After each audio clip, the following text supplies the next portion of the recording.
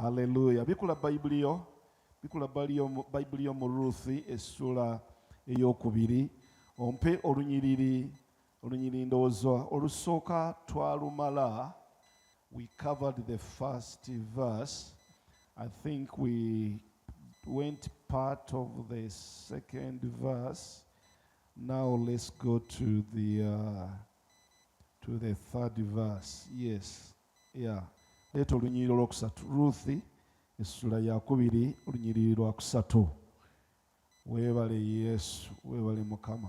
Wewe tuli essula yakubiri olunyiriri lwakusatu lugamba n'agenda n'ajja n'alonda mu nnimiro abakunguzi we bayise. Era olwatuuka n'asanga ekitundu ky'ennimiro ekya Bowaazi eyali ow'omu kika kya Erimereki. Ey'oluzungu egambye, and she found herself to be gleaning or picking in the garden or in the field of Boaz of the clan of Elimelech. Neyesanga. Gamba nti neyesanga. Yeah, gwe tuwe ku version ya NIV olabe. Neyesanga nzigumiza mic eno sagala kwogerera mu bintu bino. Muteke mic yange webeera. We are speaking to the nation. We are speaking to the whole world. Give me command in my microphone. Put it where you normally it is. Somebody say amen. Oh, hallelujah to God. Now you are beginning. Pick it up. One more time. Somebody shout hallelujah. Kati mumukubireko mu ngalo. Kati ezo nobu baziba wadde buwi. Zivudde mugulu ne zigwa tezibadde waawo. Oh, hallelujah. Amen and amen. Now you have given me the real microphone. Kati wulira egambye nti ne yesanga. Ah, my God. So she went out and entered the field and began to glean behind the harvesters. As it turned out, she was working in the field belonging to Boaz, who was from the clan of Elimelech. Amen. Ne yesanga ngali muki mu nnimiro ya Boaz ow'ekika kyani ow'ekika kya Erimereki owaba mu layini ya Erimereki. Naye njagala akagamba ako nti ne yeesanga kwegamba yeesanga mu kintu. Ye yali amanyi agenze kulonda, agenda kulondera mu nnimiro y'abastranger, abantu abatamulinako kakwate, abantu abatalina kakwate ku nnyazaala we Nawume, abantu batalinako luganda. Yagenda okutuuka eyo ne yeesanga ng'ennimiro mwalondera y'ennimiro ya Bowaazi. Bowaazi yali muganda wa Erimereki. Erimereki ye yali bba oba husband wa Nawume. Nawume ye yali nnyazaala wa Ruthi, kubanga batabani be Kiriyoni ne Mahaloni baali baafa. Kati yeesanga yasaba nnyina n'amugamba nti nzikiriza ngende nnonde nga nve emabega w'abantu oba omuntu omu gwe nnaafuna okuganja mu maaso ge. N'amugamba nti mwana wange genda. Kati yagenda tamanyi ani gy'anaalonda, yagenda talina proper address oba identity ya muntu, yagenda tamanyi the character of the person where she's going to pick. Kati yagenda ali mu kusaba era weewaawo ng'alina mu kutya. Agenda okutuuka eyo ne yeesanga ng'omuntu mu nnimiro mwalonda, she's not a stranger, ng'amulinako olukakwate, ng'amulinako oluganda, naye teyabitegeererawo. Amala kudda waka, maama we n'amubuuza, nnyazaala we n'amubuuza ti olondeddewo olwaleero. Nnyina yamubuulira, wabula ye bwe yali mu nnimiro ng'alonda yalaba muntu, yalaba musajja ajja nga munene, musajja Bayibuli emuyita a man of standing, musajja wa kitiibwa. Yattulula, kwegamba atuuludde. Abaganda nga bwe bagamba mugagga naggagga, yakola ssente, byomere, byandaala, bifeekeera, sebinaagina. Hallelujah. Kati ne yeesanga ng'ali mu kulondera mu nnimiro eyo n'alaba ng'ali mu nnimiro y'omugagga n'agamba omusajja nga yagagga oloono, omusajja nga naggwadde ono, omusajja nga yamalayo. Kumbe amulinako oluganda. Nsabye Katonda weesange ng'olondera awantu w'olina akakwate, awantu w'olina akalandira. Ani agamba nti haleluya ey'amaanyi? Waliwo abantu bano bwe ndaba nga mbasumba naye nga ngenda ne mbalaba nga mulabika mulina akakwate mu State House. Waliwo gw'olabira ddala wano. Haleluya! Sikulimba. Waliwo wano bensumba nga mbalaba ne ngamba kati naye ono gamuleme kugenda kutandika kunoonyereza ono alina akalandira. Waliwo wano bensumba nga balina akalandira Emmengo, e Bulange. Nsabye Katonda buli omu yeesange ng'alina waagwa nga w'amaanyi. Haleluya! Somebody yagenda otandika okuyingira ennimiro nga tamanyi oba aliganja, ng'agamba bugambi oba naaganja. Naye maama kasita yansabidde, nyazaala wange yampadde omukisa, n'ayingira n'agenda n'alonda, n'avaako emabega. Kumbe ennimiro mwali agenda kubeererawo ddala. Kumbe ennimiro waali agirinako oluganda. Kumbe ajja kumaliriza afumbiddwa nannyini nnimiro eyo. Nsabye Katonda awawo otandikidde mpola mpola obeererewo ddala paka obuwanguzi lwe bulijja mu linnya lya Mukama. Kiwa amiina n'emdulo ey'amaanyi. Ne yeesanga ng'ali mu nnimiro yaani ya Bowaazi, mpa olunyiriri oluddako. Era laba Bowaazi ava e Besirekemu n'agamba abakunguzi. Olinayo version endala ey'Oluganda? Eno ng'ennina njaligyeranamu ennyukuta sizitegeera. Era laba Bowaazi n'ava e Besirekemu n'agamba abakunguzi nti Mukama abeere nammwe. Ne bamuddamu nti Mukama akuwe omukisa. Mulowooza bano si balokole bano? Mukama waffe yeebazibwe. Kubanga abalokole bwe baba babuuzaganya bagamba nti praise God, God bless you. Ekigambo kino mukisa kyansikiriza. Nsabye Katonda akuggulirewo omukisa nga gy'olondera tebagamba nti Allahu Akbaru, gamba nti haleluya. Babeerenga bagamba nti Mukama akuwa omukisa. Babeerenga bagamba nti shalom. Ani agamba nti haleluya? Nsabye Katonda eyo gy'olondera, eyo gy'okolera baleme kubanga boogera lulimi lwa kisamize. Baleme kubanga lwogera lulimi lwa kusamira. Abalongolero mubaanise. Ebigali mubitaddeyo mukasiisira mu ssabo mukumyeyo omuliro. Ebyo mbisazaamu mu linnya lya Yesu. Mbisazaamu mu linnya lya Yesu Mwana Katonda omulamu. Nsabye Luusi gy'olondera abantu babeerenga bagamba nti praise God nti amiina. Praise God nti haleluya.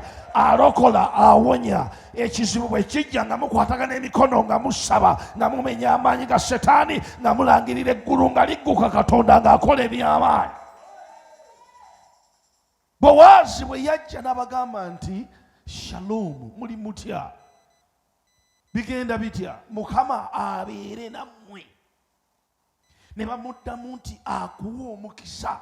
Wulira ennamusa, wulira embuuzo eyo. Mukama abeere naani? Ndi wano bagamba nti Mukama abeere nammwe. Katonda w'eggulu n'ensi atambule nammwe. Kubanga bw'abeera naawe omulabe wo y'ani? Haleluya. Bayibuli egamba nti nali muto nenkula nti nakakano nkuze naye sirabanga mutuukirivu ng'alekeddwa. Newankubadde omwana we ng'asaba emmere oba abaana be nga basaba emmere. Kubanga lwaki? Katonda ali wamu naye. Mukama abeere nammwe. Njogedde nga Bowaazi wa wano ku Mount Zion Church e Gayaza ngambye mwe Baruthi mwe abalonda, abasinza, abatendereza, abeegayirira, ab'ebyuma. Mukama abeere nammwe. Mukama abeere nammwe, abeere nammwe n'abaana bammwe, abakole bulungi emisana n'ekiro, abawonye endwadde, abawonye alusa, abawonye kansa, abawonye aniya, abawonye enjala, abawonye obuyinika, abawonye ebyewammwe, abakuttuleko ebisiraani n'ebipali n'ebikwa. Mukama abeere nammwe. Okwo kwe kulamusa. Erinnya lya Mukama lyebazibwe. Wali obaddeko mu kiraasi, nze nasoma dda eyo myaka eyo gy'ekinaana mu kiraasi. Tica n'ayingira mu kiraasi n'olabirawo nga takusiimye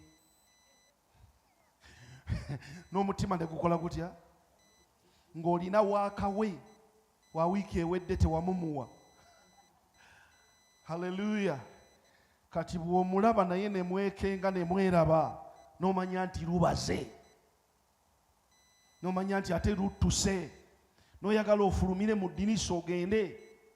Oyo tosobola mulamusa bulungi, naye tasobola kukulamusa bulungi. Era bw'abanga akulamusa agamba Enoka waka wange aluwa, n'omuwa ebitabo binagamba nakubira wakati awo mu baana. Abasomesa abamu baatulamusanga bwe batyo.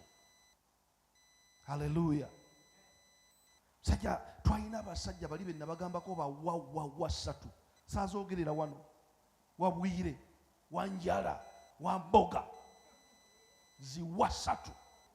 Nga bw'osima ttoka Wabwire, Wamboga tomuwona. Bw'otoloka Wamboga ali Wanjala, ye ekyemu tomuyitako. Bekiboko ya kijaasi kwa eyemu. Twateekangayo ebipapula ebitabo nga bw'awulirayo ebitabo bijjeeyo ziri tazibala. Naye tulina ekiramuso ekiva ewa Yesu Kristo Mukama waffe. Haleluya. Agamba nti Mukama ali wamu nammwe. Olumu Yesu yali atambula ekiro, ssaawa 9 ogw'ekiro, ali ku nnyanja. Abayigirizwa be nabo baali ku nnyanja eyo bavuba, banoonya byennyanja. Bayibuli egamba ne bamulaba ne bamuyita omuzimu. N'abalaba n'amanya tebamutegedde, kyava abeeyanjulira n'abagamba nti nze nzuuyo, temutya. Erinnya lya Mukama lyebazibwe. Nze nzuuyo, temukola mutya. Nsabye Katonda 2:26 Yesu wafa kweyanjulire agambe nti nze nzuuyo. Bw'anaayogera nti nze nzuuyo, ebibyo bigenda kutereera. Petero kyava mugamba nti Mukama wange, bw'obanga ye ggwe, ŋŋamba nange ntambulire ku mazzi nga ggwe. Ko ye nti ekyo nakyo jangu. N'atandika okutambula. Petero yabyonoona bwonoonyi mu maaso wali, naye nga mu ntandikwa yabikola bulungi. Nsabye Katonda by'otandise okukola obulungi obikolere ddala bulungi paka mu kumalako. Mpa olunyiri oluddako. Awo Bowaazi n'agamba omuddu we eyali akunguza, ndowooza oba yali akunguza abakunguzi, nti omuwala ono waani? Oma ndowooza twabisoma bino luli. Omuwala ono waaki? Waani? Naye Bowaazi ng'awo sinnatuukawo, baba bakungula. Bowaazi n'atuuka. Bwe baali batandika okukungula teyaliiwo.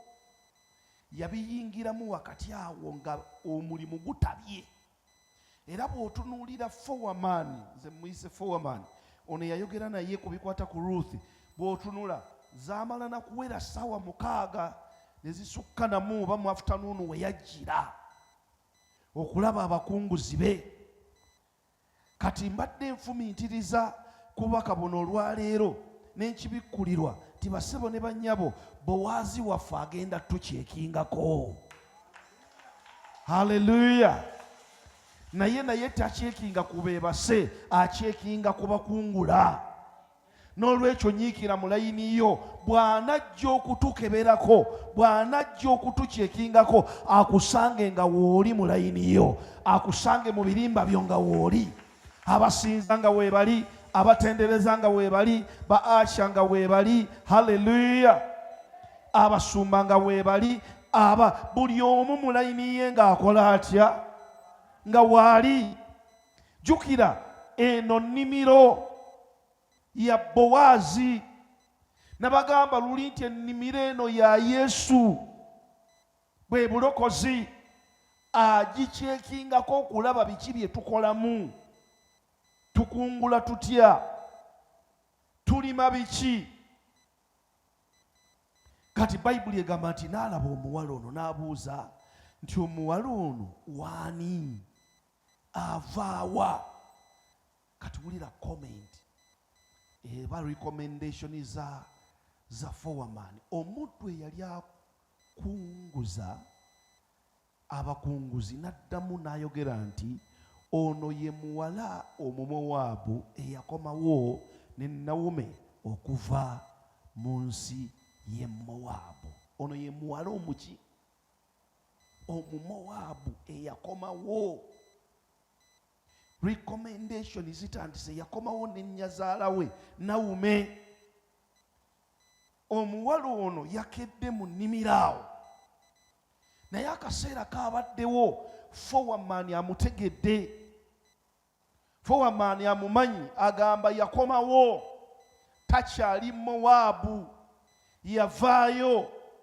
Mowaabu tugambe nti ye Misiri, y'ensi eteri ya bulokozi, y'ensi gye twava bwe twali tetunnalokoka, twabonaabonera eyo, twafuna ebizibu bingi, ebimu twabyereetera, ebirala Setaani yabitukola, ebirala abantu be twabeera nabo, kubanga bwe yava eyo teyavaayo mirembe, yali afiiriddwa bbaawe ne ssezaala we nga bafudde, n'ajja mu nsi eno ey'e Besirekemu. Naye wuuno kati ali mu nnimiro alonda, naye Foreman muyita mu kyaki, muyita pasita. Wulira bw'amwogerako agamba nti oyo yakomawo, nsabye Katonda tukulabe nga ddala ddala wakomawo, nga mu nsi wavaayo. Ani agamba nti haleluya? Abaaliko bamalaaya nga tebakyalaaya, abaaliko ababbi nga tebakyabba, abaali bavuma nga tebakyavuma, abaali bayomba nga tebakyayomba, abaali basamira nga tebakyasamira, abaali batamira nga tebakyatamira, nga wakomawo. Ani agamba nti nkomawo mu linnya lya Yesu w'e Nazaaleesi? Oyo ye yakomawo, ye muwala eyakola atya? Eyakomawo, takyaliyo e Mowaabu, yabeekutulako. Nsabye Katonda weekutuleko emyoyo gyewammwe, weekutuleko emizimu gyewammwe gyonna mu linnya lya Yesu w'e Nazaaleesi. Ewammwe ne tetukugaana kugendagendayo bwe wabeerayo ensonga, osobola n'okgenda obbalabako, naye bw'oddayo tokola mizizo gye bakola, kubanga gwe wakomawo. Wakola otya? Wakomawo, gw'oliko omusaayi gwa Yesu. Otiko Bayibuli ekuyita gwanga ddonde, kika kitukuvu, mwana wa nvuma, weekubireko engalo ez'amaanyi. Oyo ye yakola atya?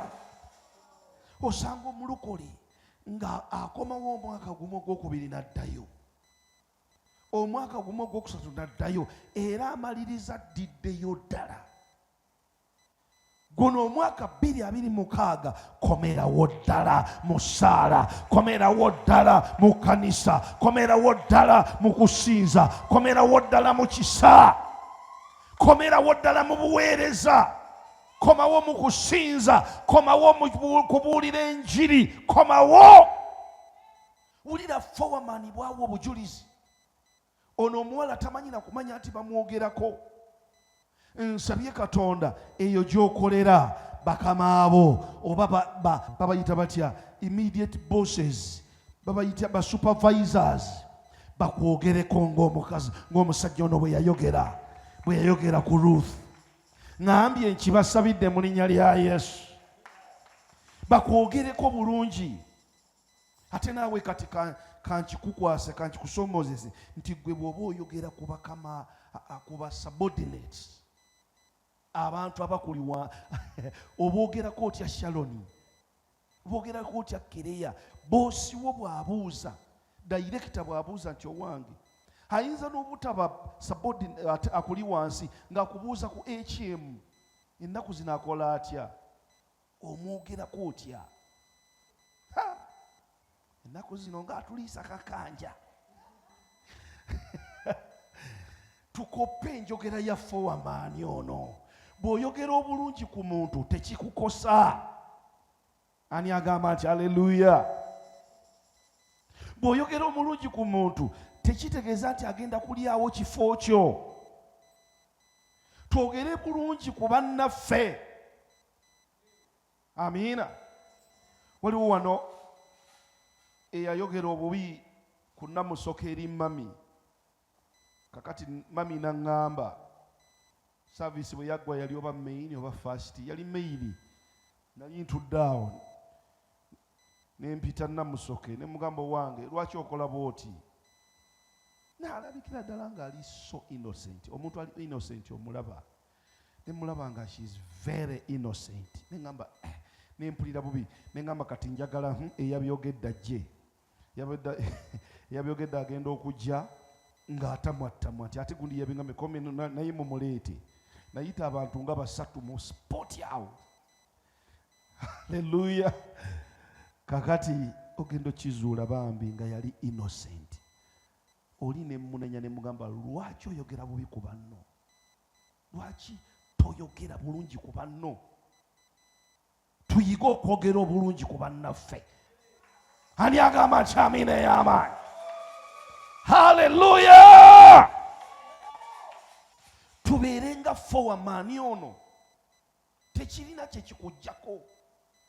Kambabuulire tujja kunoonya ebyamagero mu kkanisa tubifune, ebimu tetujja bifuna olw'ensonga nti Katonda atunuulira mitima. Haleluya. N'agamba nti yakomawo.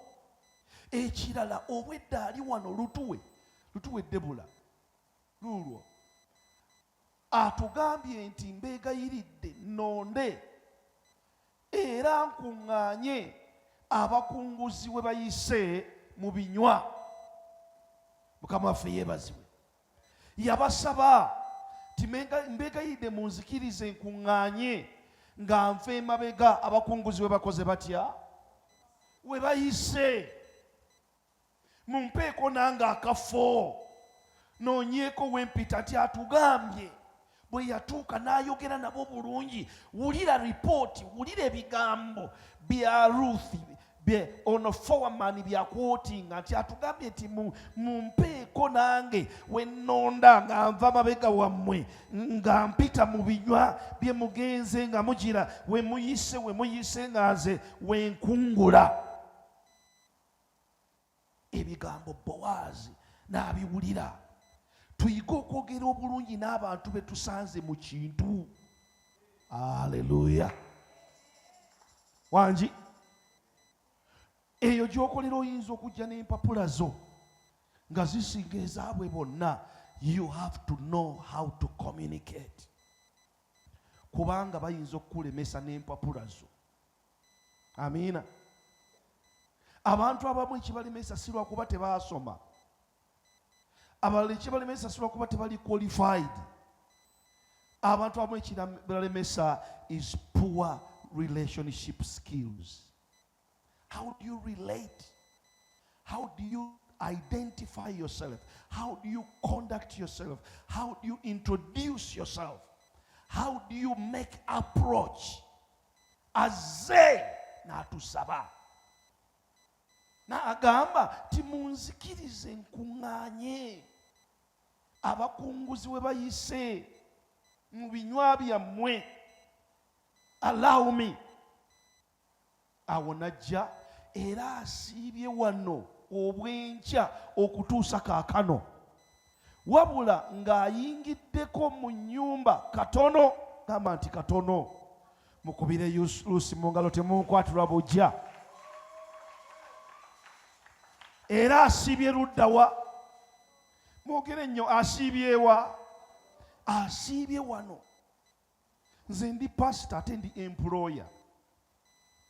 Omuntu ajja mu ssomero nga yasoma obusomesa, ng'era empapula ze tusiiziddeko okumuwa omulimu, n'atuuka mu kiraasi n'ayagala mujje mu mulunde asomese, n'aba nga ayagala kumala kulaba dayirekita ng'ali mu ddinisa oba doosi oba HM. Why don't you do your job? Abantu abamu mwasoma neyo, mundaba neyo ku TV eyo, muri ku YouTube, mundaba abamu mumpulira ku radio. Wasoma omulimu, abamu mulina na masters. Oli ku desike y'abandi gye bakuwa, oli mu ofiisi, woofiisi eyo erimu n'abakozi abalala bangi, naye oli ku desike bakuwa ne kompyuta, nayo siiyo, naye otudde okwo tokola mulimu gwakuweebwa. You are not doing the needful. Yakedde wano, asiibye wano, obwedda akola. Nsabye Katonda bakama abo ne b'okola nabo ne ba next of omuntu abayise tuti aba foreman, bakaalabaalaba abo ba immediate manager bo bakwogereko bulungi, bagambe nti omukazi oyo, omuwala oyo akola. Bagambe nti mumwogereko kirala, naye ku bukozi akola. Abantu abamu mu Luganda bakiyita okukongola. Baagala sente at the end of the day, naye tebaagala ku deliveringa services, tebaagala performing, tebaagala kola. Naye essaawa ya sente y'omusaala bw'etuuka, baagala omusaala mu budde. Era omusaala bwe gulwawo ko bwe guyitamu ennaku, abo bennyini abakongola be basooka. Ye sente zaawano zirwawe, sente zaawano zirwawe, sente zaawano sizitegeera. Kale egindi yo basasudde, ab'egindi baafunye. Nina muganda wange akola egindi, bo baafunye. Are you delivering? Yakedde. Owedda ali wano akola. Tekeesaasira akawala kano. Hallelujah. Mbwe ayingiddeko mu nnyumba katono n'avaayo. Wulira, Ruth yakola bino byonna nga tamanyi nti foreman amukola ki. Kati muŋŋambire oyo nti waliwo abakulaba. Byokola waliwo abakola ki. Yagenda mu nnyumba n'akomawo, n'ekyo nakyo foreman yakiripootinga ewa Boaz. Essaala z'osaba waliwo abaziraba. Bw'ojja n'oyera ekkanisa waliwo abanootinga. Ani agamba nti haleluya? Bw'osinza, bw'olongoosa toyireeti, bw'ojja n'oyera olujja lw'ekyaki, someone is noting. Abantu bayinza obutalaba, naye eggulu liraba, bamalayika balaba, omwoyo wa Katonda alaba. The day of promotion is coming. All of that is going to come out. And yagamba nti amina na haleluya y'amaanyi.